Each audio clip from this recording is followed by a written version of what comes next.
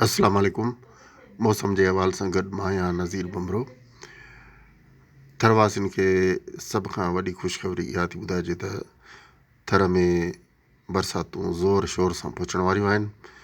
सुभाणे थर में ठीकु ठाक बरसाति थींदी, पर 5 ॾींहं लॻातार बरसाति रहंदी, जेका थरपारकर में ऐं थरपारकर खां अलावा उमरकोट, मिरपुर ख़ासि, बदीन, ठट्टो ऐं हैदराबाद में बरसाति थींदी। इन खां सवाइ अछड़े थर में ऐं सागड़ ज़िलो, नवाबशाह ज़िलो ऐं घोटकी ताईं बरसाति जा इम्कान आहिनि। जॾहिं त इन्हनि 5 ॾींहंनि जे दौरान थरपारकर जो जेको इलाइक़ो आहे नंगर पारकर, उन में सभ खां वधीक बरसाति जो मक़दारु रहंदो। ऐं उन खां अलावा मिठीअ में, इस्लामकोट में ऐं ॾाहिलीअ में, उमरकोट में, डीपलो ताईं इहे इलाइक़ा जेके आहिनि उन में बरसाति जो मक़दारु वधीक रहंदो, जीअं छोर, चेलार ऐं मिठीअ जा इलाइक़ा ऐं नंगर पारकर जा इलाइक़ा। जॾहिं त बदीन में बि चङो भलो ऐं कढण में चङो भलो मक़दारु रहंदो। जाती, चूअर जमाली ऐं खेठी बंदर जा इलाइक़ा पिणु बरसाति अची वेंदी उते बि। ऐं हैदराबाद में बि बरसाति जो इम्कानु आहे। कराचीअ में बि इन्हनि 5 ॾींहंनि जे दौरान बरसाति जो इम्कानु ज़रूरु आहे। ऐं जेको घटि बरसाति जो मक़दारु रहंदो उहो रहंदो नवाबशाह जे इलाइक़नि में ऐं सखर, लाड़काणो डिवीज़न ऐं खीरथर जबल जो मथियों हिसो, उत्तर वारो पासो, उते बि बरसाति जो इम्कानु आहे। जॾहिं त बलूचिस्तान में खुज़दार जा इलाइक़ा, वढ जा इलाइक़ा ऐं हेठियां इलाइक़ा जेके आहिनि उन्हनि में बरसाति रहंदी। त इहो असांजो अॻकथीअ जे मामले में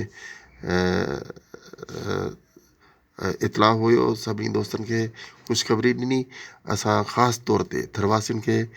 ऐं हिकिड़ी ॿी गुज़ारिश आहे त असांजो चैनल सब्सक्राइब कंदा ऐं असांजे चैनल जी पोस्ट खे उनजी लिंक कॉपी करे फेसबुक ते शेयर कंदा, छाकाणि त हिन वक़्तु मुंहिंजो फेसबुक डिसेबल आहे ऐं मुंहिंजो पेज बि डिसेबल आहे।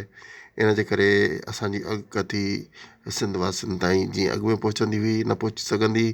त जेकॾहिं अव्हां असांजे हिन पोस्ट जी कॉपी करे, लिंक जी कॉपी करे पंहिंजे ID ते रखंदा त सभिनी ताईं मालूमात पहुची सघंदी।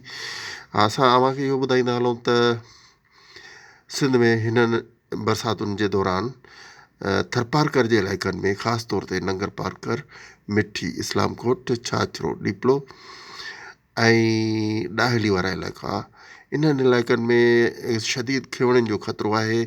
त थरवासियुनि खे असांजी गुज़ारिश आहे त महिरबानी करे अव्हां बरसाति जे दौरान घरनि खां बिल्कुलु ॿाहिरि न निकिरो। ऐं बरसाति जेकॾहिं थरवासी जेके हारी नारी आहिनि उहे 2 ॾींहंनि में कमकार सां आहिनि त उहे बरसाति खे ईंदो ॾिसी घर हलिया वञनि ऐं कोशिशि कनि त इन्हनि ॾींहंनि में सुबुह जो सवेर पंहिंजा ज़रई कमकार, ॿनीअ जा कमकार लाहे छॾनि। छो त मंझंदि जो 2 बजे खां पोइ बरसाति जा वधीक चांस थींदा ऐं ओचितो किथां बि बादलनि जो सिस्टम अची सघे थो, यानी राजस्थान खां बि अची सघे थो ऐं कच्छ, भुज खां बि सिंध में दाख़िल थी सघे थो। सर्कुलर सिस्टम आहे, इन जे करे हिन जो डायरेक्शन जेको आहे उहो अहमदाबाद खां नंगर पारकर तरफ़ थी सघे थो। त अव्हां इहो पंहिंजो ज़रूरु ख़्यालु कंदा ऐं पंहिंजे जानवरनि खे वणनि जे हेठि न ॿधंदा ऐं पंहिंजनि जानवरनि खे कोशिशि कयो त अहिड़नि छपरनि जे हेठां ॿधो जेके मथां लेपो थियल हुजनि, मिटीअ सां लेपो थियल हुजनि, त जीअं उन्हनि जी ज़िंदगीअ खे को ख़तरो न रहे। छाकाणि त हमेशह अॼुकल्ह जेको आहे सो गुज़िरियल 2-3 सालनि खां वधि में वधि ख़तरा खिवण जा थरपारकर में रहिया आहिनि ऐं उन्हनि सबबि तमामु वॾा नुक़सान थिया आहिनि। इंसानी जान ऐं अव्हां जूं मिल्कियतूं जीअं जानवर आहिनि उहे अव्हां जे लाइ क़ीमती आहिनि। अव्हां पंहिंजो ख़्यालु रखंदा, इन सां गॾु असांखे इजाज़त ॾींदा। अल्लाह हाफ़िज़।